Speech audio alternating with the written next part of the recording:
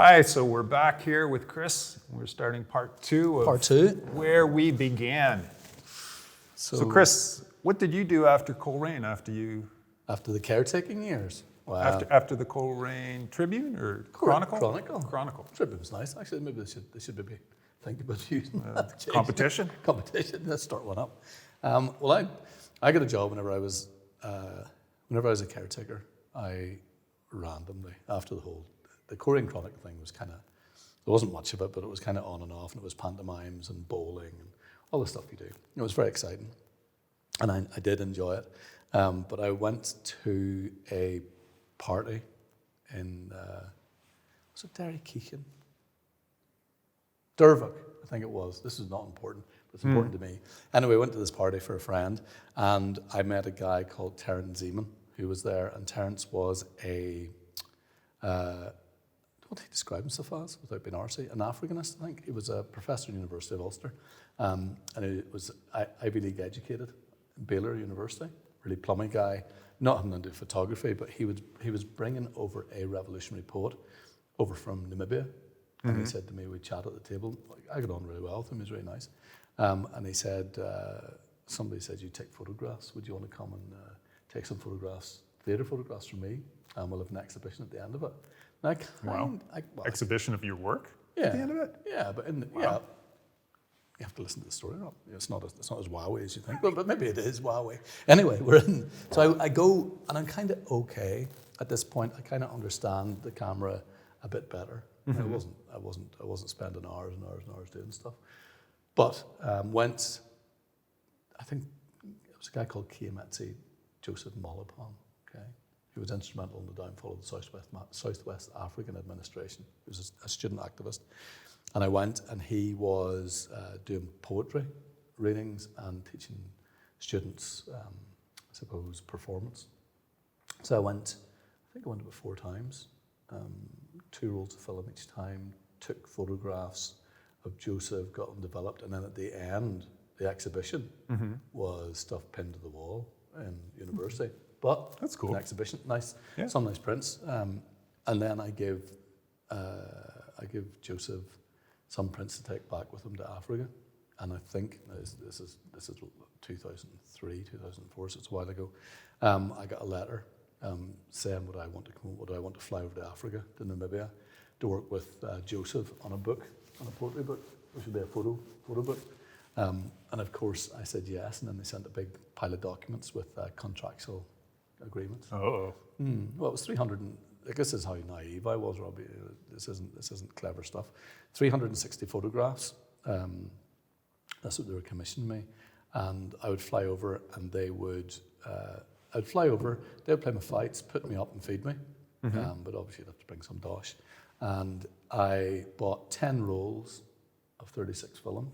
Oh, exactly 360 exposures. 360 exposures, which was my confidence. It's one a day. One a day. I'll stay here a year. Such ignorance. And I borrowed some money from my auntie. So I bought a coat, because my friend said it was cold at night. I bought a coat, warm coat. I put £10 in the phone that wasn't roaming. And I took a tenner with me on the flight with no... This is completely... Anybody tell you it's completely true. I didn't even get the £10 changed into Namibian dollars or into rand. A £10 note. Sitting in the plane, flew over, and I'd been to Europe and stuff, but I had no sense. A nice sense of adventure, but I had no money, so what can you do? Wasn't going to turn it down. Flew over Johannesburg, thirsty, no money, went to the toilets, took some tap water, probably not the wisest thing, but what we do. Wasn't sick, strong constitution, thankfully. Flew over, landed in Windhoek, and I was there for three and a half, 4 weeks. And I would read poetry. It sounds really arsey. Read poetry at night, in my hotel room with 2 cages. It was beautiful. One door was locked, and another door was locked. And I read. I think it was quite dodgy. Read poetry, and then would meet Joseph in the morning and go out and make work. And this was the part where I was starting to feel kind of things were working artistically. So we did that, and then at the very end of the evening, we went to kind of the editor's house, or the end of the stay. Went to the editor's house, and all the pictures were on the table. They were doing an edit, and invited loads of people around.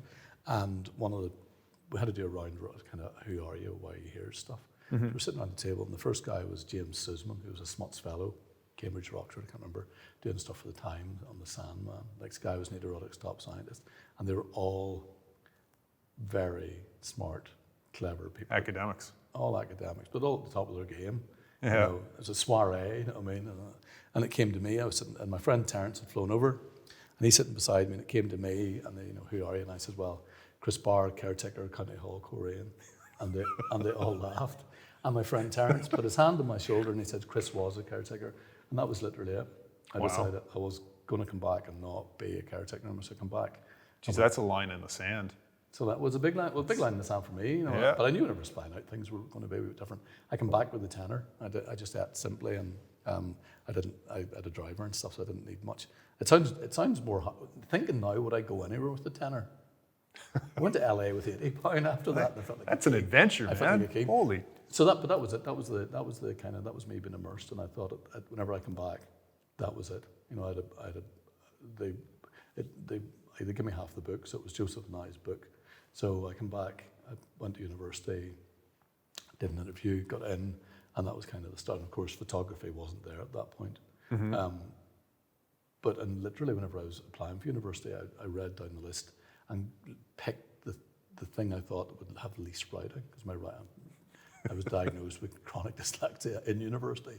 And that was it. Graphic design, or visual communications, it was then, was the thing. And of course, everything I did was photo related. You know, it was all, and that was me. That was me being 30 something. Wow. So that was your 15-year-old self, probably at that point. That was the kind of the range of stuff. And from that point, then it was, you know, what do you do? Where did I go? Kind of fine art stuff. It wasn't straight out doing assist. I didn't do any assist. In fact, whenever you say about, you know, all the stuff that we can do to give ourselves a shot at being a photographer, I'm not sure for me that going to university, probably for different reasons. Mine was probably to do with confidence and stuff like that. That university did the trick for me, but it certainly didn't do it for me with regards to education. No, of course not. You know, in hindsight, that wasn't. I'd have been better finding Rob Durston but you know what I mean, and saying, "Can I come?" That would have been, you know, would have cut 15 years probably out of the process. But that's the way it is. We all have our own journey. But yep. For me, that was the change. And it was a nice line in the sand. Yeah. Yeah. I think for young people, I think post-secondary education, whether it's university or college or even night classes, and you're taking that stuff, I think it's great in the social aspect of associating with other people in a lot more freer environment than you had in high school. You know, you're all equal again, and you're much more mature, and now you can really talk to those girls or talk to those guys about different things. And drink. And you can have a beer because you're of age now and all that kind of stuff. And you let loose a little bit.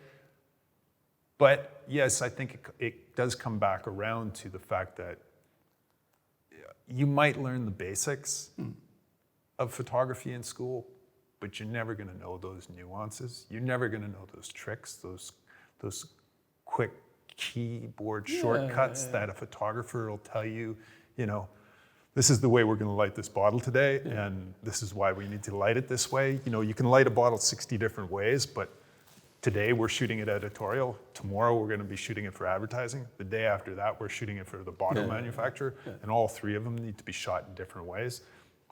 Whereas in school you would have just been taught to shoot the bottle with nice rimmed highlights and to leave it at that. You might have been taught to think about a bottle and then go and shoot something around the bottle. Do you know what I mean? Yeah. You might not even have the bottle. That would be, you know, and that's not dissing anything. That's just, you know, you come out with for me personally, I didn't study photography, but, you know, I studied visual communication.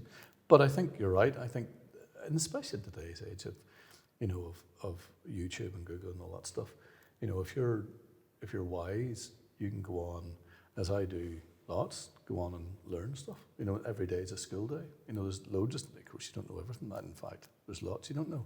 But whenever you leave at a certain age, and this is what my problem was, that I suppose ego was involved.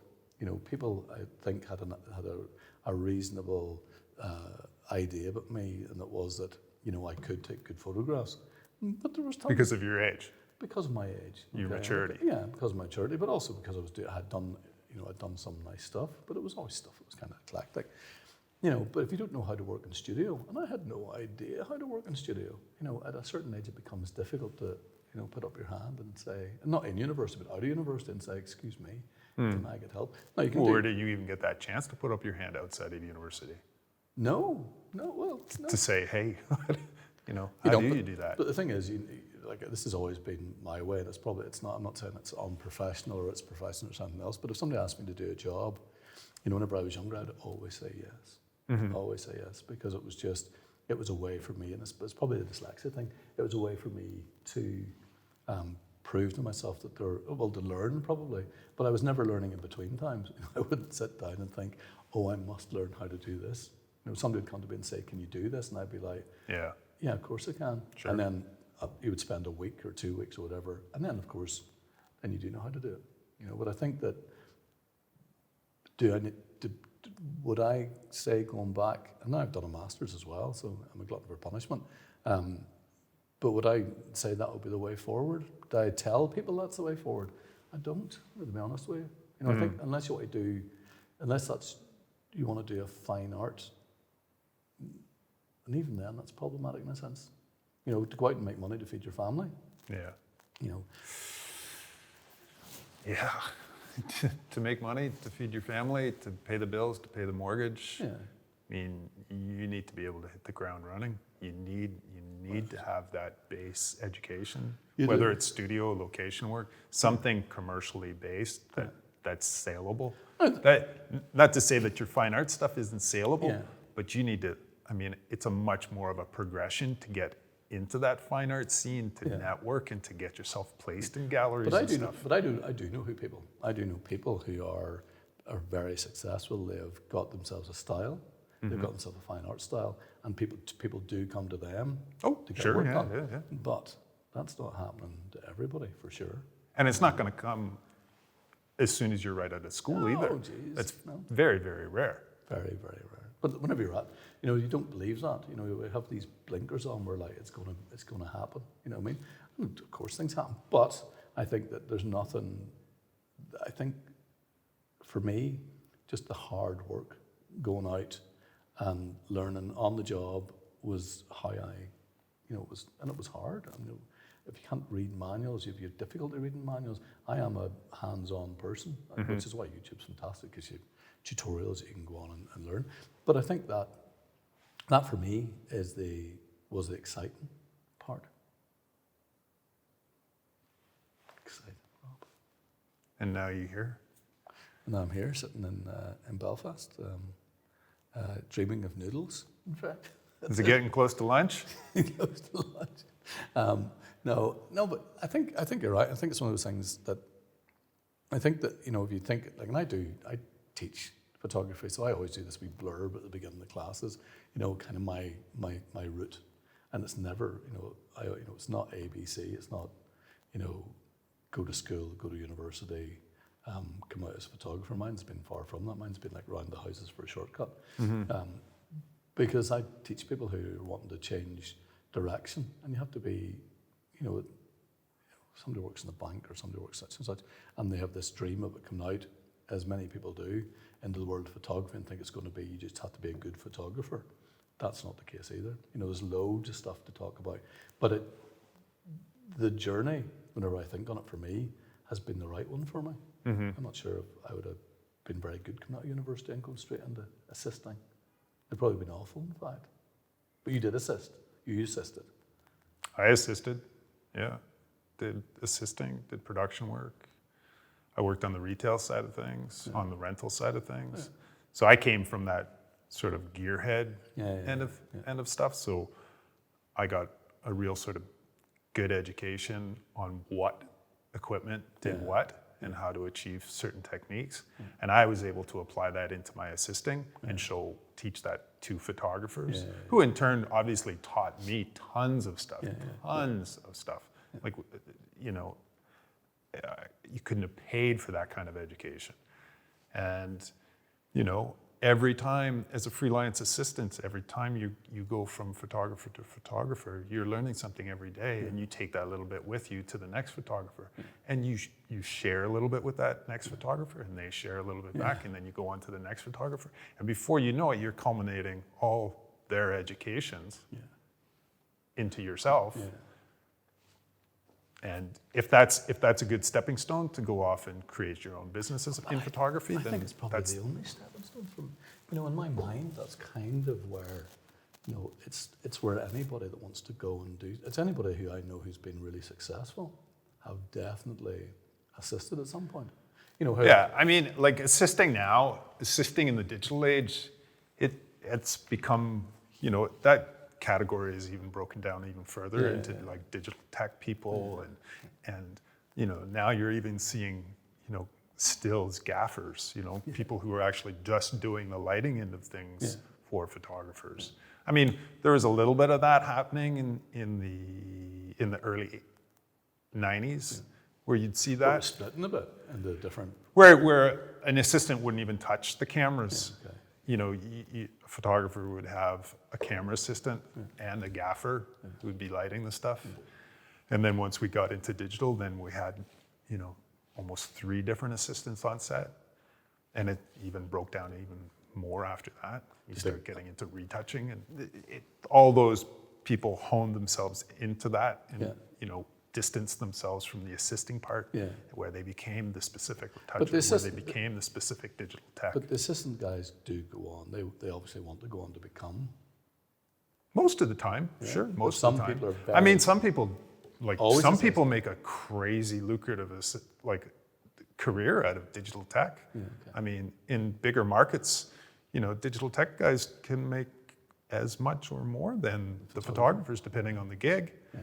And the same with retouching. I mean, retouching by the hour, ranges anywhere, from $150 to $250 to $400 to $500 an hour, American dollars. You can get some crazy retouchers out there making crazy money. Whereas, the photographer can be relegated to just creating all these plates. No, of course, all these composite images that the retoucher's actually going to be doing 99% of the work to. Well, we know people who just shoot, take the card out, pass it over, and away they go. Yeah. Which is cool. It's not a negative, but it is. Yeah. Yeah. No, I find the whole thing. I'm going to mention my 52. I just find the whole thing fascinating, and it probably is because I have come at it slightly later, and you're just like. Whenever you sit back and look at where we're at now with technology and the ability to learn remotely, I don't have to be sitting. I can sit in my house at 12 o'clock at night and find out practically anything I want. Yeah. Away in time, Rob. I think about my lunch times, and I'll make a quick lunch and I'll sit down for 7 to 10 minutes, and I'm relegating myself usually to paperwork in the morning when I'm not shooting. So I'm doing paperwork. I'll have my lunch. I get 7 minutes. I'll watch a silly YouTube tutorial or a review or something. And it's great. I've just learned 7 minutes of knowledge that, I agree. 20 years ago in the 90s, you didn't have. You didn't have that stuff. See, whenever I'm doing classes, like people nearly. I guess you could have opened a book. You could have opened a book and read for 7 minutes while you were eating, but could you imagine? Now it's just getting, it's just being fed to you. I found myself flicking a book like this the other day to try and get it to move. Oh yeah, swiping it, swiping a book. Swiping. That's not good, is it? That's a bad sign. Yeah, but I think it's actually it's a really healthy zone, isn't it? I think that because people are always saying to me about. What would you do if you were doing it different? And it would be go and assist somebody. Find somebody good to go and assist. Yeah. For sure. Yeah. I think for me, I should have known better as to when I needed to fly the nest. Okay. Because I think I spent too long helping other people accomplish amazing work. Yeah. I think I should have started earlier doing my amazing work. Yeah. Your work is amazing. Well, some of it. So I'm going to look straight down the lens. It is amazing. Guys, it is amazing. If you haven't seen it,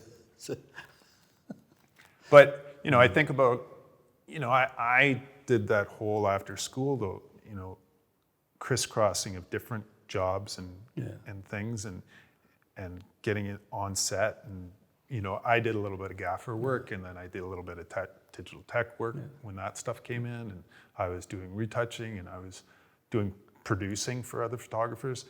So I did all that production end of things. I knew all that stuff, but I just never really transposed it over to my own work and actually pursued that harder than I should have been. But then that all comes back to portfolio stuff, because not all comes back to it, but the stuff you learned there must have been massive benefit. Retouching, all that sort of stuff. Yeah, I mean, I think, in the 90s, I didn't really have a portfolio to speak of. And it was the late 90s I started to get my website together. And it was then as well that I actually had my first printed portfolio. And by that time, my first printed portfolio I was actually quite proud of. Yeah. And I was quite happy with it. I actually do. We should. There should be a show and tell. I mean, it's dated now because it is the 90s, but it was transparencies. It was all 4x5 and 2 1/4 transparencies, all in masks, and it looks amazing. Yeah. But yeah, I think that by the time I actually did my portfolio and I did my website, it was work that I was quite happy with and quite proud of. Whereas, if I had jumped ship 5 years previous and just gone out in there, I probably would have caught up to myself 4 or 5 years later with that same work. Yeah. So, I guess it all worked out in the end. But portfolio-wise, you change it. You're doing one at the minute. So your last one's how old? A couple of years? My last one is 2 years old with intermixed pages. Yeah. So I'm always updating it, but the body of it, as well as the actual book, physical book itself, is 2 years old. Okay. So it works design-wise. I'm talking about the physical book. Yeah, the physical book is still design-wise current, contemporary, but pages inside, I'm just feeling don't reflect what I've been shooting. Yeah, okay. Purposefully in the past 5 years, I guess, as a body, whole body. And things you think about are things you have to think about.